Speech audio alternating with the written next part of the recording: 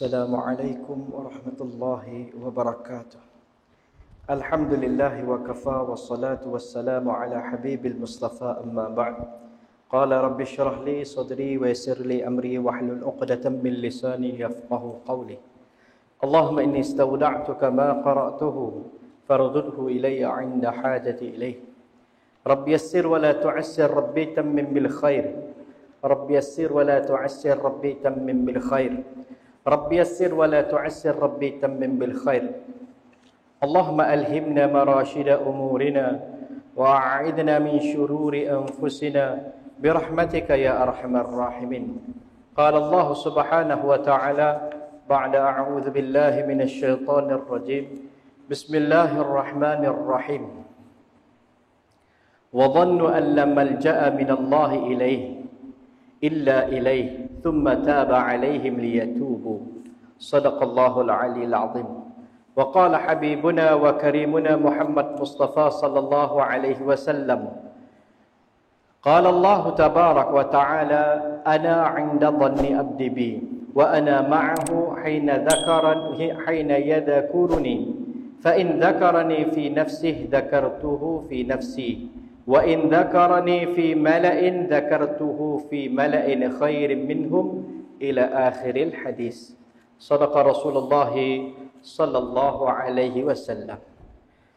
Baik tuan-tuan dan dimuliakan, lagi dikasihi oleh Allah Subhanahu taala, kita sambung perbincangan kita dengan kitab yang kita gunakan 40 hadis akhlak himpunan Imam Baihaqi rahimallahu taala yang dikenali sebagai Al-Arba'un Sughra. Baik. Kita berada pada hari ini di muka surat 76. Sambung perbahasan hari itu berkaitan dengan makna yang kedua yang diberikan oleh para ulama pada hadis ni. Satu, husnudzan, sangka baik dengan Allah Ta'ala. Yang kedua, makna yang diberikan oleh para ulama dengan hadis ini adalah mengenai banyaknya berzikir kepada Allah Ta'ala, keutamaan berzikir kepada Allah Subhanahu Wa Ta'ala. Kita dah tengok beberapa perbahasan daripada tajuk ni. Kita sampai pada hari ini pada muka surat 76. Baik. Hari ini kita sambung perbahasan tersebut. Allah Ta'ala menyebut dalam hadis ni, Ana inda dhanni abdi bi. Aku di sisi sangkaan hambaku. Al-Hafidh Ibn Hajar Asqalani ketika menerangkan perkataan ni, kata beliau, di dalam Fathul Bari, Allah Ta'ala berkata, aku mengikuti sangkaan hambaku terhadapku. Apa maksud dia? Maksudnya, yakni sanggup. Tu bahasa Indon. Kalau terjemah ke bahasa kita yang lebih sesuai, mudah kita faham, akan melakukan. Aku akan melakukan apa yang disangkakan, apa yang disangka hambaku, bahawa aku akan melakukannya. Apa yang dimaksudkan daripada perkataan Allah bahawa aku di sisi sangkaan hambaku? Ibn Hajar Asqalani menerangkan di sini bermaksud Allah Ta'ala mengiklankan aku akan buat sama seperti yang disangkakan hambaku kepadaku. Dia rasa kata aku boleh buat, maka aku akan perlihatkan kuasaku, kata aku akan buat. Dia ragu-ragu, bolehkah? Maka takat itulah yang akan berlaku. Yang nak ditekankan daripada hadis ni bahawa kita berkeyakinan, bahawa kita menanam keyakinan yang sungguh-sungguh bahawa Allah Ta'ala mampu melakukan segala-galanya, baru kita boleh yakin. Berat kata Allah bagi. Kalau kita doa, kita yakin Allah bagi. Hari itu kita terang dah, kita tak mau dah letak perkataan kod.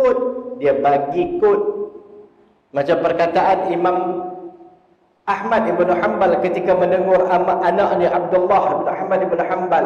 Kalau kita ingat lagi kan, ketika mengamalkan doa sakit mata, moga-moga, harap-harap Allah sembuh. Tak mau, kata Imam Ahmad Ibn Hanbal, moga Allah butakan mata kamu. Tak ada kot-kot lagi dah. Sungguh-sungguh kita kena yakin kata Allah akan bagi. Timbal balas kesan daripada doa tersebut, kualiti dia ada di mana?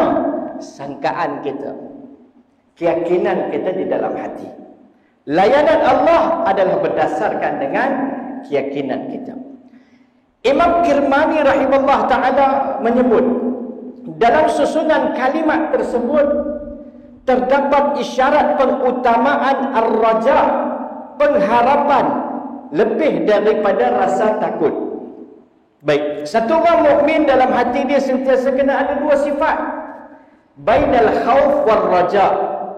Antara takut ditolak oleh Allah, ar-raja, pengharapan diterima oleh Allah. Sentiasa kena ada. Bahkan Nabi puji satu orang sahabat yang Nabi ziarah ketika nak meninggal dunia. Sahabat Nabi itu berada dalam dua perasaan ni. Nabi sebut dalam sepotong hadis bahawa tidak berhimpun dua sifat ni, melainkan Allah akan beri apa yang diharapkan dan Allah akan lindung, selamatkan dia daripada apa yang ditakuti. Takut daripada dimasukkan neraka, Allah nanti selamatkan dia. Harap dimasukkan syurga, Allah akan kabul, Allah akan masukkan dia. Dua sifat ni perlu ada pada seorang mukmin. Tapi ulama bahas sikit, antara dua sifat ni perlu yang mana kena letak lebih sikit. Dua sifat kena takut kena ada pada Allah, harap kena ada pada Allah Ta'ala. Maka kata Syekh Alamah Kirmani rahimahullah ta'ala, dalam hadis ni diberi penekanan tentang harap tu lebih daripada takut. Baik, ana anda dhanni abdi bi, ada isyarat tentang pengharapan daripada rasa takut. Kenapa? Beliau menjelaskan hujah beliau. Apabila orang yang berakal mendengar itu, ia tidak berfikir untuk mengharapkan terwujudnya ancaman, iaitu rasa takut, kerana ia tidak memilih bagi dirinya untuk merasa takut, tetapi mengharapkan terwujudnya janji, dan ia adalah dari segi harapan. Ia sebagaimana yang dikatakan oleh ahli tahqiq, terikat dengan orang yang hampir mati. Baik, kalau orang yang berakal, kata Syekh, tengok dalam hadis ni dia boleh faham yang Allah nak tekankan di sini adalah pengharapan. Hang minta aku bagi. Tidak ada di sini Allah tak menekatkan kepada perasaan takut. Sekali lintah kita tengok, kita dah boleh faham Allah nak berikan daripada hadis ini, hadis kursi ini, penekanan jangan putus harap. Teruskan meminta. Aku akan melayani segala permintaan kamu sesuai dengan keyakinan kamu. Kata aku boleh beri, aku boleh bagi. Apa yang Allah nak tanam daripada hadis ni? Pengharapan, ar-raja dalam hati kita. Banyak ada perasaan yang Allah nak suruh kita tanam daripada hadis ni adalah lebih kepada sifat harap. Harap kepada Allah Ta'ala tu biar tinggi. Hari tu kita sebut dah, ada setengah orang dia kata ni, alah Ustaz saya ni pun kan, doa saya takut Allah tak tengok lah, takut tak lepas kepala, tak lepas kepiah. Kadang dia sebut tu tawadu'an, tak balah kan, rasa macam tawaduk, tapi kadang dia jadi macam rasa soleh pula sebut lagu tu kan, sebut lagu tu rasa soleh. Jadi ini ditegur oleh Syekh Ashraf Ali Tanawi rahimahullah ta'ala dalam kitab Jazaa wal A'mal. Jangan kata lagu tu. Bila Nabi suruh Sayyidina Umar radhiyallahu anhu berdoa, Sayyidina Umar merendah diri. Nabi SAW beri penekanan tentang untuk berdoa, minta ayat. Syaitan minta untuk ditangguhkan kepada kematian dia sampai hari kiamat, Allah kabul. Rabbi anzirni ila yaumi yub'atsun. Yang ini perbahasan hari itu. Ya Allah, tangguhkan kematianku sehingga ke hari kebangkitan. Doa syaitan pun Allah terima. Takkan kita lagi teruk pada syaitan pun? Kenapa kita terlalu pandang rendah sangat pada diri kita? Perbahasannya akan ada di bawah ni. Satu penyakit yang cukup hebat yang syaitan akan tanam dalam jiwa manusia dengan bentuk konon yang itu adalah kesalehan, putus asa pada rahmat Allah. Bila kita putus asa, kita tinggalkan usaha untuk beramal. Bila kita putus asa, kita tinggalkan berdoa. Kita rasa tak apalah, buatlah takat mana yang boleh. Kita tak ada usaha nak maju dalam amal. Sebab kita rasa kita ni bukan golongan pilihan, tak manalah sangat saya ni. Tawaduk sifat tu bagus. Tetapi bila kita putus asa, kita tak ada bersungguh-sungguh nak doa. Kita nak jumpa satu orang, nak minta bantuan. Yang kita tahu rekod dia pergi jumpa dia ni nak dapat memang lebih kurang daripada tak dapat lebih kurang daripada dapat. 30% boleh jadi dapat. 70% tak dapat. Kita nanti rasa semangat nak pergi jumpa dia. Kita akan bersungguh-sungguh tak? Sudah tentu tak. Tapi persentage kalau 70 ke atas boleh dapat, 30 mungkin kurang, ada kesungguhan dia. Makin lebih keyakinan kita kata kita akan dapat, makin bersemangat dan bersungguh-sungguh kita. Itulah pengharapan. Jadi bila kita minta kepada Allah, jangan ada putus asa. Dan jangan rasa kata kalau Allah tak bagi apa yang kita minta, makna Allah tak terima. Perbahasan ni pun kita dah tengok. Ada kala apa yang kita minta tu tak sesuai kepada kita, Allah bagi yang lebih baik kepada kita. Ada kala Allah tengok masa ni kalau bagi tak sesuai kepada kita, Allah tangguhkan kepada kita. Ada kalanya Allah Ta'ala tangguhkan permintaan kita di dunia ni, semua Allah simpan dan Allah beri pula di padang mahsyar. Dalam kitab Jami'ul Ulum wal Hikam, Ibn Rajab Al-Hambali datangkan hujah tentang penerimaan doa ni, perbahasan tentang penerimaan doa ni ada 4, antara ada 3 yang kita sebutkan tadi. Allah tahu bila nak bagi kat kita. Allah tahu apa yang patut Allah bagi kat kita. Orang akan tengok di Yaumul Mahsyar dalam hadis tersebut, ganjaran yang Allah bagi, sampai mereka akan bercita-cita alangkah baik kalau Allah tak terima doa aku di dunia ni, semua Allah bagi kat sini. Sebab mahsyar tak ada siapa boleh nak bantu kita. Tak ada siapa boleh nak bantu kita. Tapi di dunia ni kan, kita lah yang sebut, dengan ustaz sekali kan sebut lah, bila tak dapat tu kita minta, kadang-kadang tu dia main lah sikit kan, dan dalam hati kata, ya Allah, Allah ni macam tak mau nak pandang aku ni, apalah dosa aku. Dia main juga rasa sedih tu dalam hati, rasa kesal tu dalam hati kan. Tapi kita kena yakin apa yang nak ditekankan dalam hadis ni, doa kita didengari oleh Allah. Baik. Lebih-lebih lagi kata Syekh rahimahullah ta'ala, hadis ni nak menekankan adalah lebih lagi kena ada pengharapan ketika nak mati. Saat nak meninggal dunia, 2 sifat tu kena ada. Tapi lebih lagi yang kena ada ar-raja, pengharapan kepada Allah.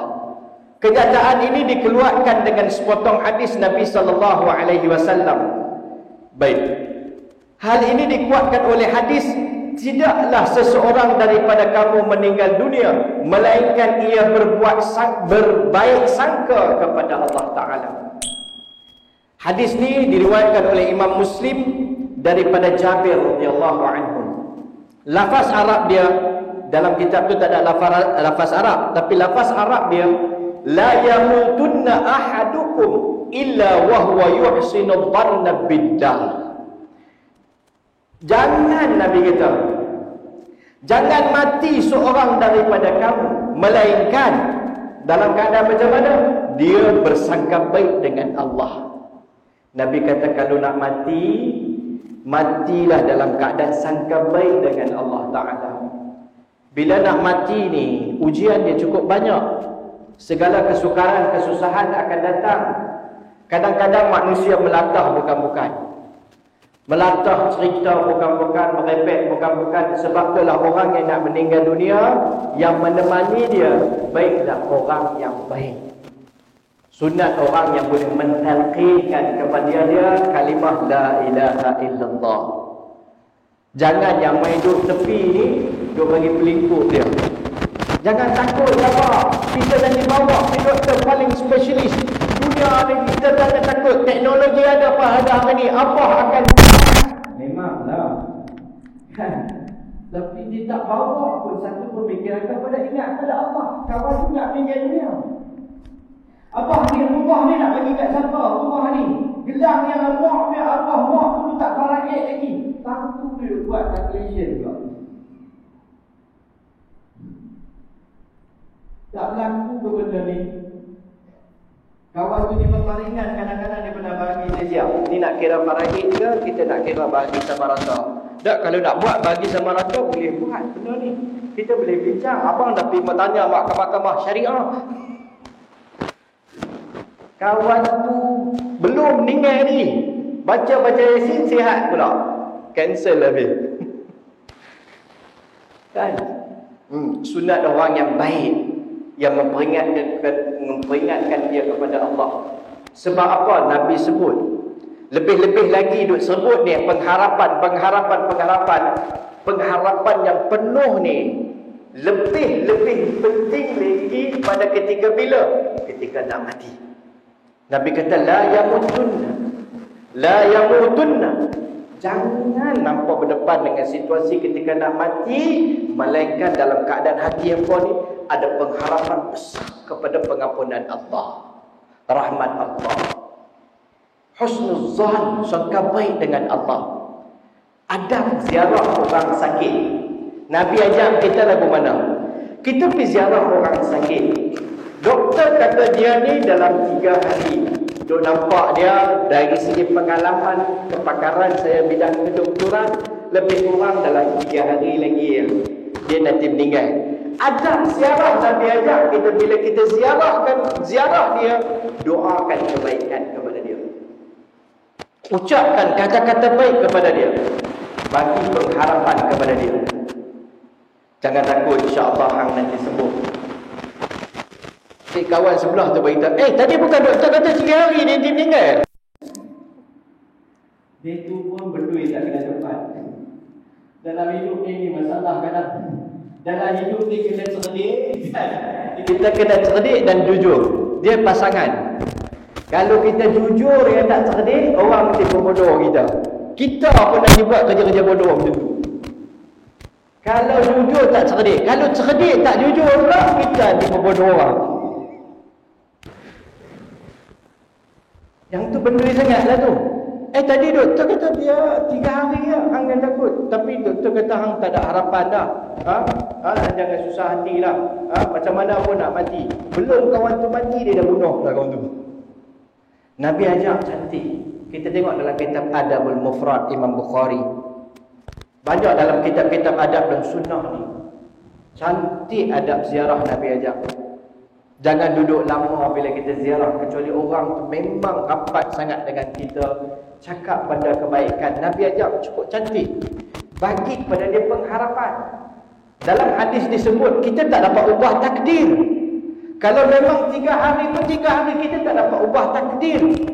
Tetapi kita dapat bagi kepada dia idkhal surur, memberi kegembiraan dan pengharapan kepada dia. Sisa hidup yang dia ada tu, dia boleh rasa dengan tenang. Yang ni kita dah bagi tarikh mati dia. Cuba kita di tempat tu. Kan?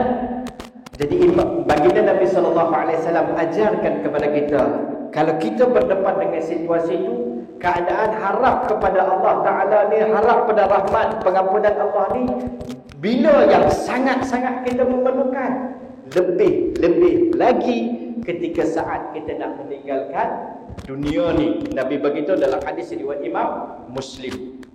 Baik, Ibnu Abi Hamzah berkata, yang dimaksudkan dalam kalimah tersebut az-zan, ana 'inda az-zan. Yang dimaksudkan zan di sini adalah ilmu. Allah ana 'inda zanni 'abdi bi, aku di sisi sangkaan hamba-Ku. Tetapi maksud yang dikehendaki daripada ni adalah ilmu. Allah tahu. Allah tahu. Di sisi sangkaan kita apa yang ada, Allah mengetahui. Dan seperti firman Allah Ta'ala, dan mereka mengetahui bahawa tiada tempat berlindung daripada sisa Allah Ta'ala melainkan kepadanya. Baik. Wa dhannu an la malja'a min Allah illa ilaih.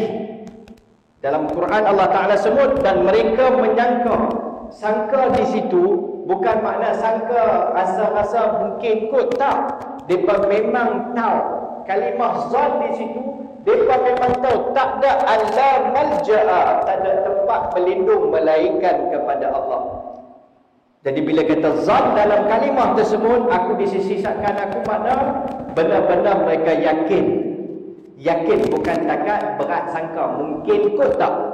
Benar-benar mereka yakin.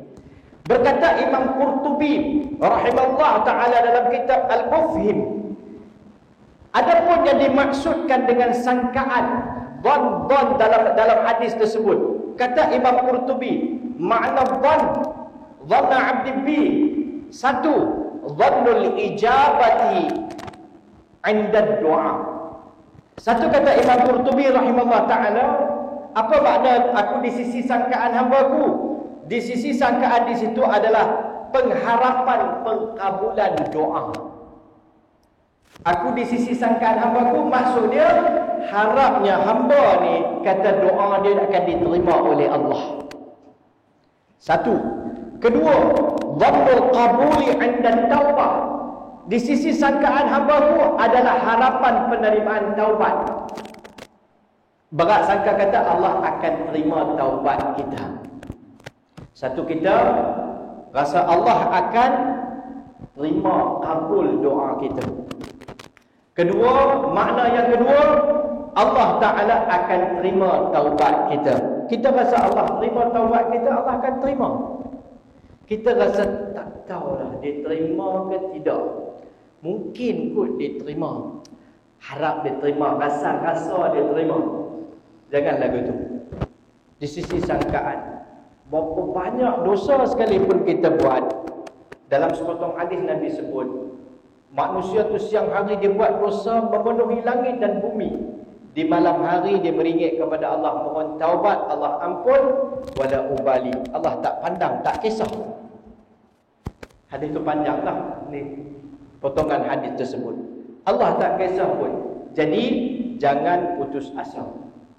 Baik. Yang ketiga, wa dhannul maghfirati 'inda al-istighfar. Dan sangkaan yang ketiga, harapan menerima pengampunan ketika memohon ampun. Bila mohon ampun, bila istighfar, berat sangka yakin bahawa Allah akan terima kita punya permohonan maaf. Istighfar sempurnalah syarat-syarat taubat. Kan 3 syarat atau 4 syarat yang telah ditentukan para ulama.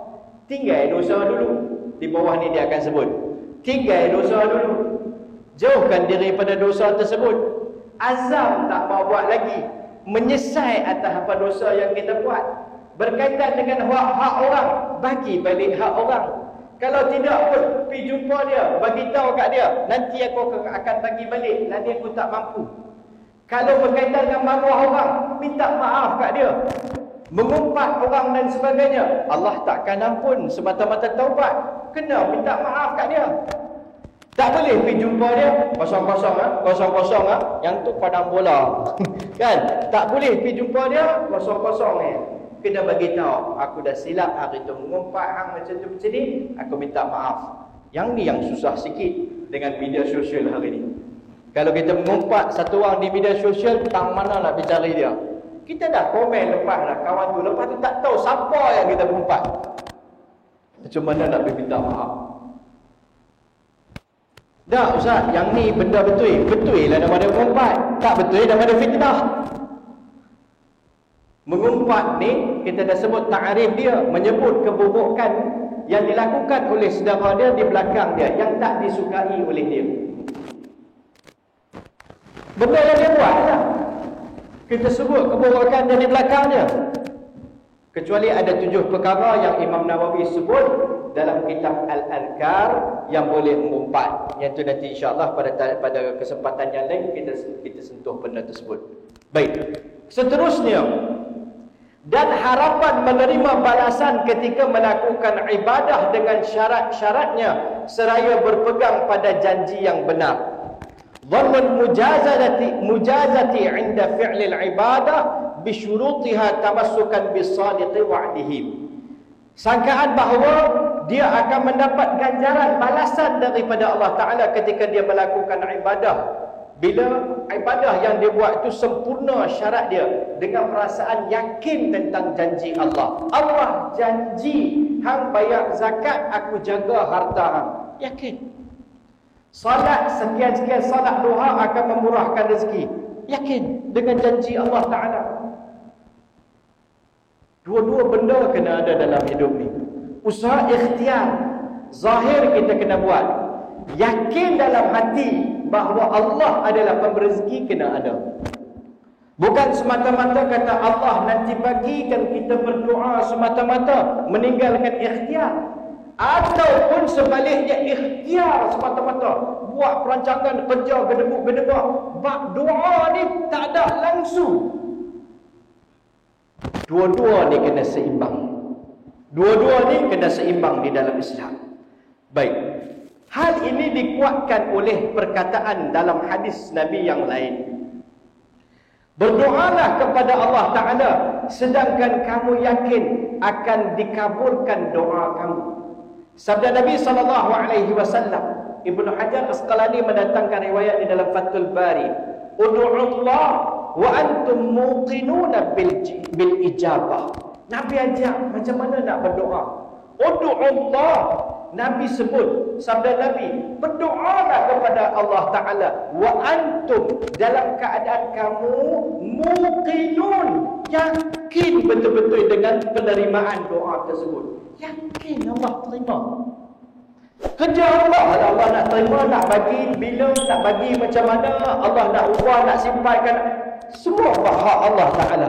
Kita ni bila berdoa jangan ragu-ragu. Nabi ajak kat kita. Malangnya kadang-kadang pada hari ini kita rasa saleh untuk ragu-ragu dalam doa. Tambah pula sebut pula doa saya ni kan, macam sebut tadi ya.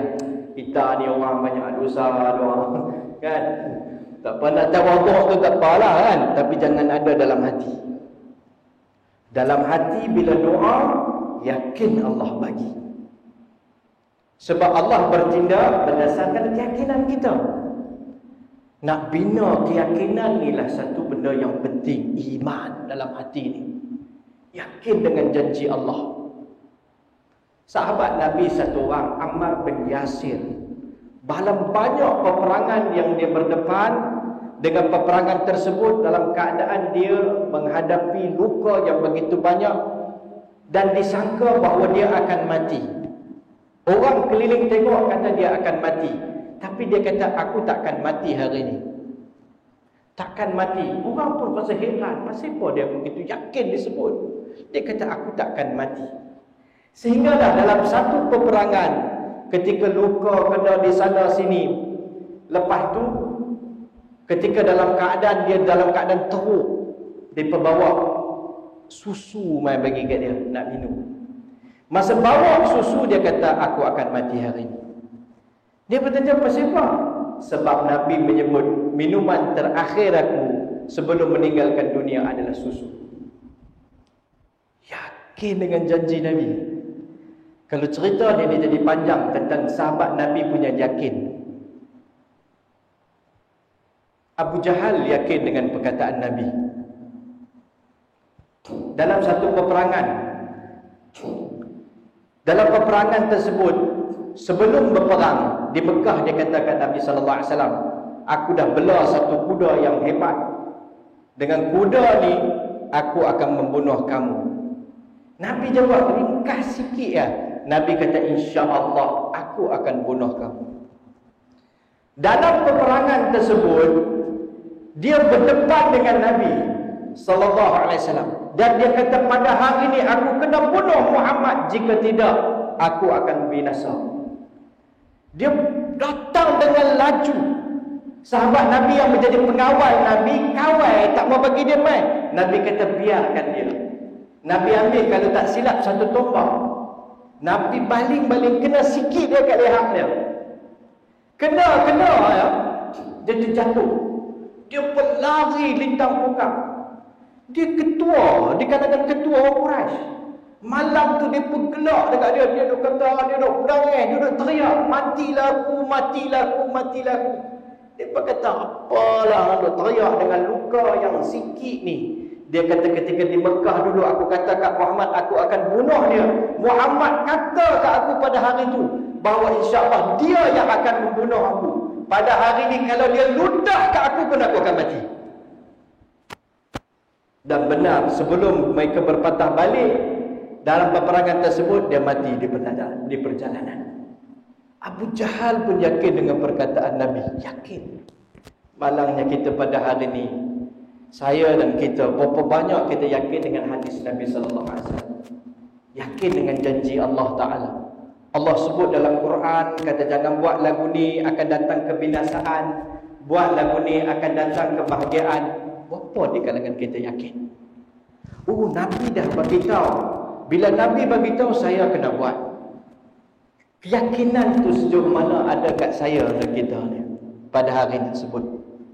Sebab itu disebut di antaranya yakin bis-sadiqi wa'di, dengan kebenaran janji Allah Ta'ala kepada kita. Nabi ajak bila nak doa, antara adab dia muqinun, yakin penuh kata Allah akan kabul, Allah dengar permintaan kita. Baik, ia berkata, oleh kerana itu patutlah manusia bersungguh-sungguh dalam menjalankan kewajipan seraya meyakini bahawa Allah menerimanya dan mengampuni dosanya. Baik, kerana Allah menjanjikan hal itu dan dia tidak menyalahi janjinya. Baik, kerana itu kata Syekh, habis dah kita kan, nanti kita sambung pula. Kata beliau, oleh kerana itu patut kita, setelah kita tengok perbahasan-perbahasan lagu ni, kata Allah Ta'ala bagi pengharapan kepada kita bahawa Allah akan dengar permintaan kita, Allah akan sahut rayuan kita, Allah dengar rintihan kita. Patut kita manusia ni makin bersungguh-sungguh dalam menjalankan kewajipan. Bila Allah bagi pengharapan, kata hang minta, aku bagi. Hang doa ke aku sungguh-sungguh, aku dengar setiap rintihan hang. Hang bisik dalam hati pun aku tahu. Terlintas dalam kepala otak hang apa pun aku tahu. Ni hang kat tangan minta kat aku, takkan aku tak tahu. Aku dengar dan aku tahu apa yang sebenarnya yang hang perlukan dalam kehidupan ni. Bila lagu tu, sepatutnya kita makin bersungguh-sungguh dalam melaksanakan kewajipan seraya meyakini bahawa Allah menerimanya dan mengampuni dosanya, kerana Allah menjanjikan hal itu dan Allah Ta'ala la yukhliful mi'ad. Allah Ta'ala sama sekali tak pernah mungkiri janji. Allah itu benar.